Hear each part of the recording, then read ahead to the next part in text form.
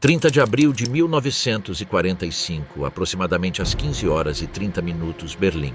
O criado de Hitler, Heinz Linge, empurrou e abriu a porta do gabinete privado do Führerbunker, uma sala 8,5 metros abaixo do jardim da chancelaria do Reich. E o cheiro de cordite já estava no corredor antes de ele cruzar a soleira. 2 corpos, um único sofá, o vestido azul de Eva Braun. O pó de gesso que caía do teto do bunker havia sido contínuo durante 72 horas. Lá fora, os canhões do 79º Corpo de Fuzileiros Soviético estavam a menos de 400 metros do edifício diretamente acima. A memória popular daquela tarde está fixada desde 1947. 30 de abril foi o fim do Terceiro Reich. A morte de Hitler equivalia ao colapso do regime, e o que se seguiu foi uma limpeza administrativa. Esse enquadramento chegou aos leitores ocidentais por meio de The Last Days of Hitler, de Hugh Trevor Roper, escrito a partir de interrogatórios da inteligência britânica realizados no verão de 1945 e moldou quase todos os capítulos de livros didáticos sobre o momento em que o Reich terminou durante 50 anos. A realidade registrada pelo arquivo é outra coisa. O Reich sobreviveu a Hitler por 8 dias, 3 horas e 4 documentos de rendição. Entre janeiro e aquela tarde, aproximadamente 1,8 milhão de mortes militares e civis alemãs haviam ocorrido na defesa final, cerca de 15 mil por dia ao longo de 4 meses, e a noite de 30 de abril não foi o fim da violência, mas o fim administrativo da autoridade de comando que a havia gerado por 2.077 dias consecutivos. A cascata em si está totalmente documentada. Em 16 de janeiro de 1945, Hitler desceu ao Führerbunker e nunca voltou a subir. Em 28 de abril, aproximadamente às 20 horas, ele soube por meio de uma transmissão da BBC que Heinrich Himmler vinha negociando termos de armistício com os aliados ocidentais por intermédio do diplomata sueco Conde Folke Bernadotte. A 1h de 29 de abril, um funcionário da cidade de Berlim chamado Walter Wagner foi levado através do fogo de artilharia para realizar uma cerimônia de casamento entre Hitler e Eva Braun, enquanto o Terceiro Exército de Choque Soviético rompia a linha de defesa do Tiergarten a menos de 1 quilômetro de distância. Na manhã de 30 de abril, o comandante da guarnição, general Helmut Weidling, informaria que nenhuma fuga era possível e que Berlim tinha munição para mais um dia. O que se seguiu nas 36 horas seguintes está entre as janelas de 24 horas mais densamente documentadas de toda a Segunda Guerra Mundial, e quase nada do registro granular chegou à memória popular por 50 anos. 16 de janeiro de 1945, a descida que nunca se reverteu. Em 16 de janeiro de 1945, Adolf Hitler tornou permanente a descida ao Führerbunker. O bunker havia sido construído em 2 fases. Um Vorbunker inicial havia sido construído em 1936 sob o jardim da chancelaria do Reich como abrigo antiaéreo, destinado à ocupação de curta duração durante bombardeios. Uma extensão mais profunda havia sido acrescentada em 1943, com um teto de 4 metros de concreto armado, uma planta de 18 salas e um ponto mais profundo 8,5 metros abaixo da superfície de uma das capitais mais poderosas da Europa. O complexo nunca havia sido destinado a funcionar como a capital administrativa de um estado. Havia sido construído para manter o Führer vivo durante um ataque aliado de 30 minutos. Em 16 de janeiro de 1945, ele havia se tornado o único edifício a partir do qual a guerra ainda podia ser comandada. O diário de operações do OKW, mantido no Bundesarchiv Militärarchiv em Freiburg, registra a realidade estratégica que forçou a descida. Naquela data, a frente oriental havia colapsado até ficar a menos de 500 quilômetros de Berlim, e o grupo de exército centro perderia Varsóvia no dia seguinte. No mapa de instrução de 16 de janeiro não existia nenhuma linha defensiva alemã coerente a leste do sistema fluvial Oder-Neisse. A ofensiva Vistula-Oder havia começado 4 dias antes. Em 10 dias, os exércitos do Marechal Zhukov avançariam 500 quilômetros em direção à capital alemã. Albert Speer, em uma de suas últimas reuniões documentadas na superfície com Hitler naquele mês, registraria depois, em depoimento preservado no registro pós-guerra, que o homem que encontrou no subsolo quase não tinha relação operacional com a realidade de comando que afirmava estar administrando. Ordens estavam sendo emitidas a exércitos que já não existiam na forma como Hitler os imaginava. Designações divisionais no mapa representavam regimentos. Regimentos representavam batalhões.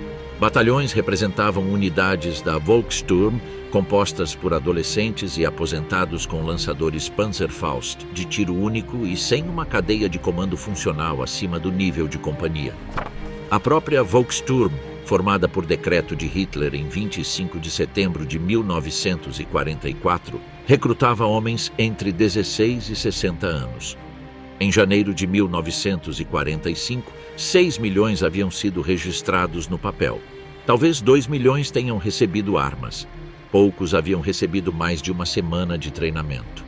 A força real de linha de frente do Reich no dia em que Hitler desceu era uma fração do que os mapas de instrução no bunker continuavam a exibir. O chefe de operações do OKW, general Alfred Jodl, testemunharia posteriormente em Nuremberg que os mapas sobre a mesa de situação de Hitler, a partir de janeiro de 1945, representavam ficção estratégica. Relatórios reais da linha de frente eram filtrados por camadas de oficiais que sabiam que levar números precisos de baixas ao Führer implicava risco pessoal. O que a investigação da inteligência britânica de Trevor Roper em 1945, o interrogatório de 6 semanas de mais de 30 testemunhas que se tornaria The Last Days of Hitler em 1947, estabeleceu foi a linha do tempo do colapso do comando. O bunker como capital administrativa de um Estado que já não controlava seu próprio território, emitindo ordens a exércitos que existiam principalmente no papel. Mas Trevor Roper trabalhava apenas a partir de interrogatórios britânicos. A metade soviética do registro não foi compartilhada. Essa divisão estrutural, 4 potências, 4 arquivos, 4 políticas de acesso incompatíveis, é onde começa a supressão do registro granular. E ela começa não com malícia, mas com geografia. Toda a ordem militar emitida depois de 16 de janeiro se originou de uma estrutura projetada para a ocupação de 30 minutos, 8,5 metros abaixo da cidade que deveria defender. O Reich não caiu em 30 de abril. Ele vinha caindo desde o momento em que o Führer deixou de subir as escadas. Bernadotte, o cabo secreto e a noite em que Hitler começou a ditar. Em 28 de abril de 1945, aproximadamente às 20 horas, Hitler recebeu por meio de uma transmissão da BBC a notícia de que Heinrich Himmler vinha conduzindo negociações secretas de armistício com os aliados ocidentais por intermédio do diplomata sueco Conde Folke Bernadotte.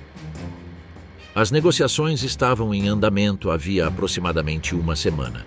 Bernadotte, vice-presidente da Cruz Vermelha Sueca, havia se encontrado com Himmler 4 vezes desde fevereiro em Hohenlichen, nas florestas ao norte de Berlim, cada encontro mais concreto que o anterior. A reunião final, em 23 de abril, havia produzido uma proposta específica. Himmler renderia as forças alemãs na frente ocidental apenas aos britânicos e americanos, em troca de permissão para continuar lutando contra os soviéticos. Os aliados ocidentais recusaram. A história vazou para a Reuters, depois para a BBC. Quando a transmissão chegou ao Führerbunker na noite de 28 de abril, a traição já tinha 4 dias. A documentação do Bundesarchiv sobre os últimos dias do bunker, cruzada com o depoimento gravado de Traudl Junge, mantido no arquivo sonoro do Imperial War Museum em Londres, reconstrói o que se seguiu. A ruptura psicológica foi imediata e completa.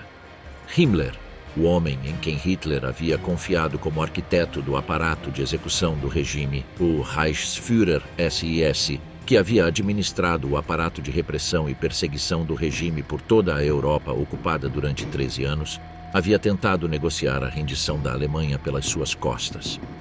À meia-noite de 28 para 29 de abril, Hitler estava ditando 2 documentos, não 1.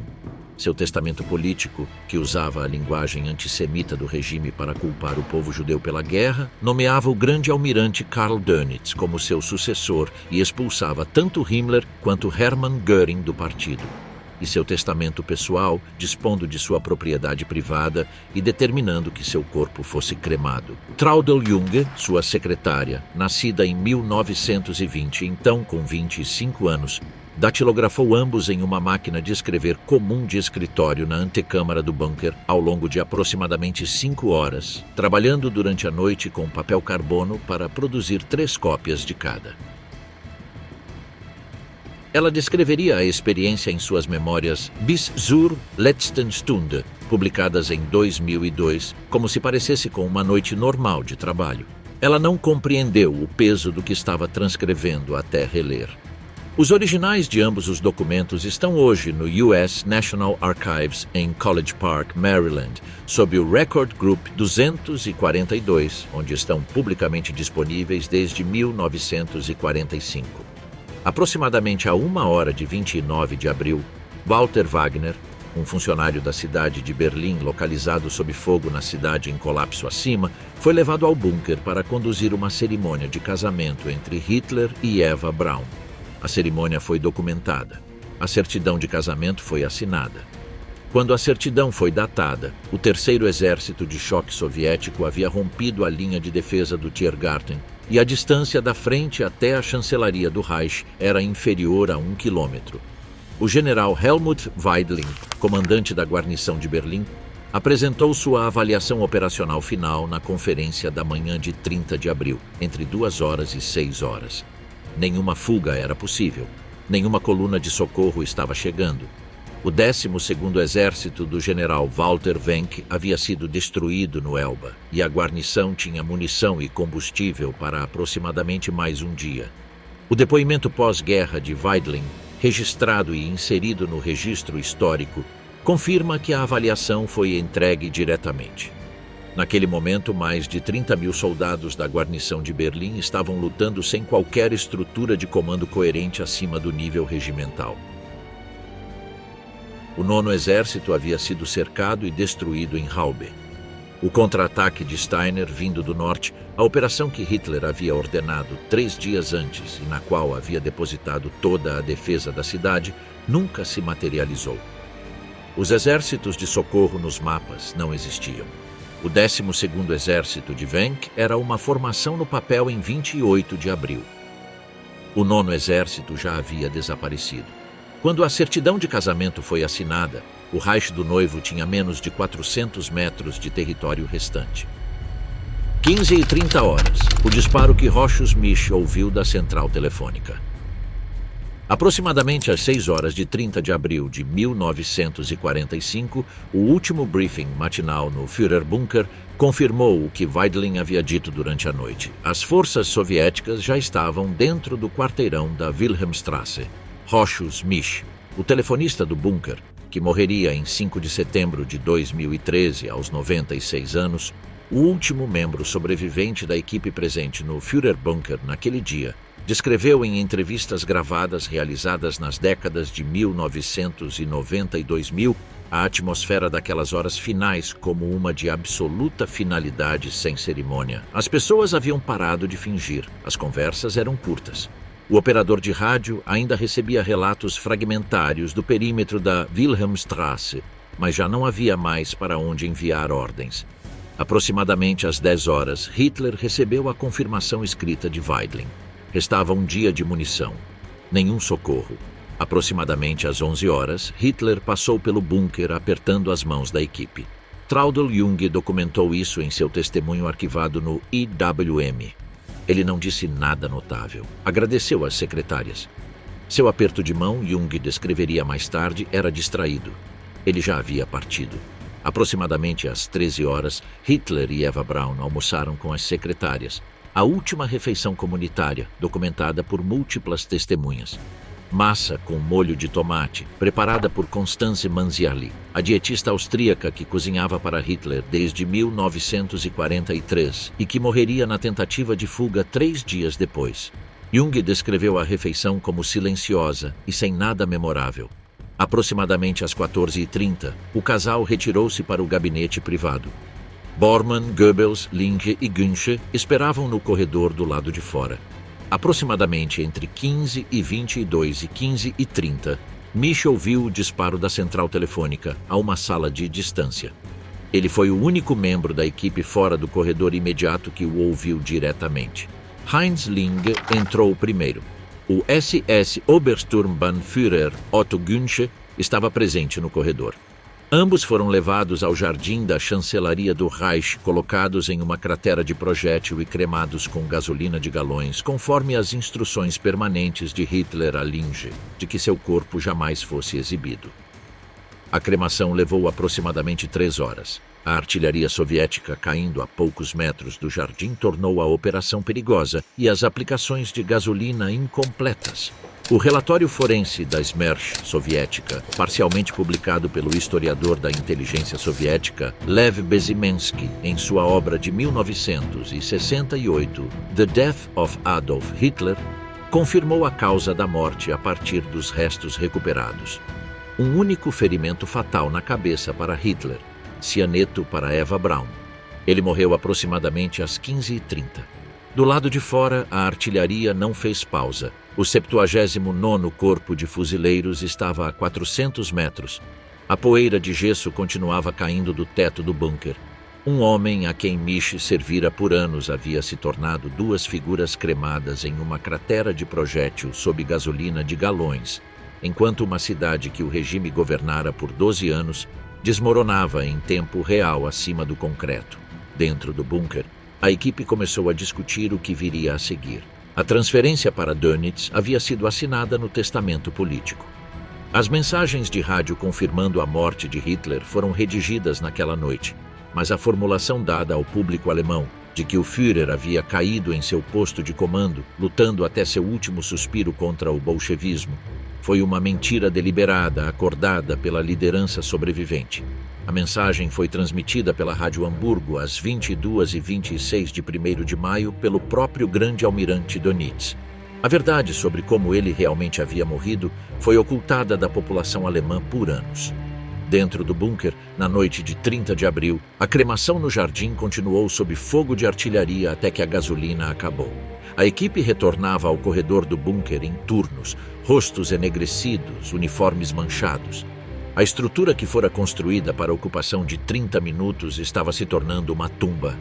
O Reich sobreviveu a ele por 8 dias, 3 horas e 4 documentos de rendição.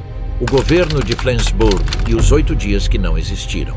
Em 1º de maio de 1945, no quartel-general naval alemão em Flensburg-Mürwik, no Báltico, o grande almirante Karl Dönitz assumiu o papel de Reichspräsident nos termos do testamento político de Hitler. A memória popular comprimiu o que aconteceu em seguida em uma nota de rodapé. O arquivo não. Entre 30 de abril e 8 de maio, o governo Dönitz em Flensburg emitiu no mínimo 14 ordens militares separadas. O Reich, como entidade administrativa e militar funcional, continuou por 192 horas após a morte de Hitler. Nomeações de gabinete foram feitas. Lutz Graf Schwerin von Krosigk tornou-se ministro das Relações Exteriores. Albert Speer permaneceu como ministro da Economia. Comunicações diplomáticas foram redigidas. Uma estação de rádio em Flensburg transmitiu continuamente durante todo o período sob o indicativo de chamada do Reich. Negociações com os aliados ocidentais para uma rendição parcial, uma rendição apenas aos britânicos e americanos, enquanto se continuava a lutar contra os soviéticos, foram tentadas e rejeitadas. Em 4 de maio, o marechal de campo Bernard Montgomery aceitou a rendição de todas as forças alemãs no noroeste da Alemanha, Dinamarca e Países Baixos em seu quartel-general tático na charneca de Lüneburg. Em 6 de maio, o general Eisenhower informou a Dönitz que nenhuma rendição separada aos aliados ocidentais seria aceita. A rendição tinha de ser incondicional e simultânea em todas as frentes. Em 7 de maio, em uma escola em Reims, que servia como quartel-general avançado de Eisenhower, o general Alfred Jodl assinou o instrumento de rendição às 2h41. Na noite seguinte, no subúrbio de Berlin-Karlshorst, o marechal de campo Wilhelm Keitel assinou a contrassinatura exigida pelos soviéticos às 22h43, hora local. 2 rendições, 2 cerimônias, 2 relógios funcionando em lados diferentes de uma Alemanha dividida. O instrumento de rendição original está guardado nos Arquivos Nacionais dos Estados Unidos em College Park, onde está publicamente acessível desde 1945. Os combates em múltiplas frentes não cessaram instantaneamente. Registros operacionais documentam baixas significativas no intervalo entre 30 de abril e a implementação efetiva da ordem de rendição. Centenas de milhares de mortos, feridos e desaparecidos adicionais nos 8 dias que a narrativa popular trata como limpeza administrativa. Somente na frente oriental, a Batalha de Berlim continuou até 2 de maio. A ofensiva de Praga, a maior operação individual da fase final da guerra, não terminaria até 11 de maio, 3 dias após a rendição oficial. As forças soviéticas continuaram operações de combate na Curlândia até a manhã de 9 de maio. Submarinos alemães receberam a ordem de cessar fogo por rádio em 4 de maio, mas vários nunca acusaram recebimento. Os 8 dias não foram simbólicos, foram operacionais. Em 23 de maio, forças britânicas prenderam o governo Dönitz em Flensburg-Mürwik e detiveram o gabinete. Esse foi o último ato institucional do Terceiro Reich. A compressão dessas 192 horas em uma nota de rodapé não é produto de uma conspiração de supressão. Nenhuma decisão única foi tomada para enterrar o registro operacional. O que aconteceu, em vez disso, foi um resultado historiográfico estrutural com 3 causas interligadas. Primeiro, a mídia ocidental da Guerra Fria precisava de um ponto final limpo, e 30 de abril fornecia um. A morte de Hitler era um símbolo moral e militar. O interregno de Dönitz era administrativo e moralmente ambíguo e complicava a equivalência entre Hitler e o próprio Reich. Segundo, a estrutura jurídica de Nuremberg, que se estendeu de novembro de 1945 a outubro de 1946, fez da transcrição do julgamento o relato definitivo do pós-guerra, e o julgamento não foi estruturado para investigar a morte de Hitler nem os 8 dias que se seguiram.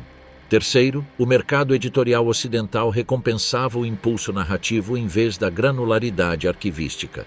Adolf Hitler, de John Toland, vencedor do Prêmio Pulitzer, publicado em 1976 com 900 páginas, abordou 30 de abril em aproximadamente 15 páginas, porque as evidências forenses soviéticas simplesmente não estavam disponíveis para ele. Hitler, de Joachim Fest, publicado em 1973, tornou-se uma biografia ocidental fundamental sem acesso algum aos materiais soviéticos. Vilão limpo. Ponto final limpo. Acerto de contas moral limpo. O modelo de Nuremberg tornou-se o modelo de produção para 50 anos de história popular. O arquivo nunca esteve escondido. Ele estava guardado em 4 idiomas diferentes, em 4 países diferentes, que passaram 40 anos sem conversar entre si. Em 23 de maio de 1945, forças britânicas prenderam o governo Dönitz, e a instituição que havia operado por 4.439 dias deixou de existir.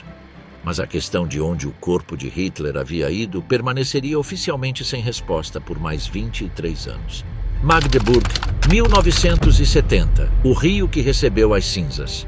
Em 2 de maio de 1945, tropas soviéticas entraram no Führerbunker e uma equipe investigativa da Smersh foi designada em poucas horas. A operação de recuperação de corpos no jardim da chancelaria do Reich produziu restos parciais nos primeiros dias de maio. A identificação odontológica, cruzando os fragmentos de mandíbula recuperados com os prontuários dentários do Dr. Hugo Blaschke, dentista pessoal de Hitler, que a Smersh havia obtido separadamente de uma assistente capturada, confirmou a correspondência. Os restos foram removidos discretamente para um complexo funerário da Smersh em Magdeburg, no que se tornaria a Alemanha Oriental. Eles permaneceram lá por 25 anos. Em 1970, a KGB emitiu uma ordem para exumar e incinerar os restos. As cinzas foram espalhadas no rio Bideritz. Isso não foi de conhecimento público até 1993, quando o arquivo relevante da KGB foi parcialmente desclassificado sob Boris Yeltsin e disponibilizado a pesquisadores. Stalin havia dito pessoalmente a Harry Hopkins em maio de 1945 que Hitler talvez tivesse escapado, uma declaração documentada em telegramas do Departamento de Estado dos Estados Unidos daquele período. O valor estratégico da ambiguidade era real, impedia o triunfalismo ocidental, preservava a influência soviética sobre a narrativa histórica do fim da guerra. Mantinha a questão do destino de Hitler aberta como instrumento de propaganda por décadas. O governo soviético não confirmou oficialmente a morte de Hitler até a publicação de Bezimensky em 1968, 23 anos depois de Eismersh ter comparado os registros dentários e confirmado a identificação. A década de 1990 mudou completamente o panorama probatório. O colapso da União Soviética desencadeou a desclassificação parcial de arquivos da Smersh e da KGB relacionados à Segunda Guerra Mundial. Em 1992 e 1993, o Arquivo Estatal Russo abriu pela primeira vez seções de seus acervos da Segunda Guerra Mundial. Os registros da Stasi da Alemanha Oriental foram transferidos para um arquivo federal em Berlim e disponibilizados a pesquisadores sob o mandato da BSTU. Registros de unidades da Wehrmacht que haviam sido mantidos em arquivos da Alemanha Oriental por 40 anos foram consolidados no Bundesarchiv. O arquivo da KGB, que documentava a exumação e destruição dos restos de Hitler em 1970, foi divulgado em 1993, confirmando não apenas que a evidência física da morte de Hitler havia existido, mas que havia sido deliberadamente destruída. Em 1995, os historiadores Ada Petrova e Peter Watson publicaram The Death of Hitler, o primeiro relato ocidental a incorporar diretamente documentos da investigação da Smersh soviética. E o resultado foi uma reconstrução que se alinhava precisamente com o que o arquivo britânico indicava desde 1947. No mesmo ano, a reconstrução em língua alemã do historiador Anton Joachim Stahler apareceu sob o título Hitler's Ende, baseada em registros do Bundesarchiv, arquivos de pessoal da Wehrmacht e mais de 40 depoimentos de testemunhas, e chegou independentemente à mesma conclusão que o relatório forense soviético. Em 2000, Hitler, Nêmesis, de Ian Kershaw, sintetizou fontes alemãs, britânicas, americanas e soviéticas recém-disponíveis pela primeira vez em uma única obra acadêmica, o Relato Definitivo, 55 anos após o evento. No ano 2000, todos os principais especialistas que trabalhavam no campo haviam convergido para a mesma reconstrução. A prova já existia no arquivo, existia em uma coleção nacional ou outra desde 1945. O historiador de Cambridge Richard Evans, em The Hitler Conspiracies, publicado em 2020, demonstrou metodicamente que toda a fonte primária de todo o arquivo nacional, soviético, britânico, americano e alemão, converge para a mesma sequência. 30 de abril de 1945, aproximadamente às 15h30, o gabinete privado do Führerbunker, a cratera de projétil no jardim da chancelaria do Reich, a correspondência dentária com os registros de Blaschke. A teoria da conspiração não sobreviveu porque o arquivo estava incompleto. Sobreviveu porque o arquivo estava em russo. Traudl Jung morreu em 10 de fevereiro de 2002, aos 81 anos. Rochus Mich morreu em 5 de setembro de 2013, aos 96 anos.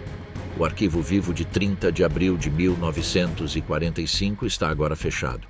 O que permanece é o registro documental, as páginas datilografadas do testamento, a identificação odontológica da Smersh, os registros operacionais soviéticos, o relatório da inteligência britânica, a certidão de casamento, os documentos de rendição. Os historiadores especialistas que leram esses arquivos chegaram às suas conclusões décadas atrás. A lacuna entre o que eles estabeleceram e o que o espectador médio entende não é produto de evidência oculta, mas da economia de entrega da história popular, que recompensou a versão limpa de 1947 em detrimento da versão completa de 2000 por 50 anos depois que o arquivo já havia avançado. O próprio Führerbunker foi parcialmente destruído nos dias finais dos combates. O governo da Alemanha Oriental demoliu a estrutura remanescente acima do solo em 1947. O complexo subterrâneo foi selado. Sob a Alemanha Oriental, o local foi deixado sem marcação. Uma política deliberada de não comemoração. Um estacionamento acabou sendo construído acima dele. Em 2006, o Departamento do Senado de Berlim para o Desenvolvimento Urbano instalou uma pequena placa informativa no local, na Cora Berliner Straße. A placa marca o perímetro aproximado do complexo subterrâneo, não a sala específica onde Hitler morreu. Essa sala, um espaço aproximadamente do tamanho de uma sala de estar doméstica, fica sob a superfície do estacionamento. Acima do asfalto, uma placa marca um perímetro. Abaixo do asfalto, 8,5 metros de concreto armado, e dentro do concreto, a sala onde o registro afirma que, aproximadamente às 15h30 de uma terça-feira de abril de 1945, um império terminou. Traudl Junge, nas memórias que publicou meses antes de sua morte, descreveu ter datilografado ambos os documentos na mesma noite, sem compreender que um era o ato final de autojustificação de um homem e o outro era a papelada administrativa da dissolução de um império. Pela manhã, escreveu ela, ambos estavam prontos. Nenhum mudou o que estava por vir. O arquivo guardou ambos. As armas do lado de fora naquela tarde não fizeram pausa nem por um único segundo. Este conteúdo é apenas para fins educacionais e de reflexão histórica. Para citação acadêmica, consulte as fontes arquivísticas primárias mencionadas.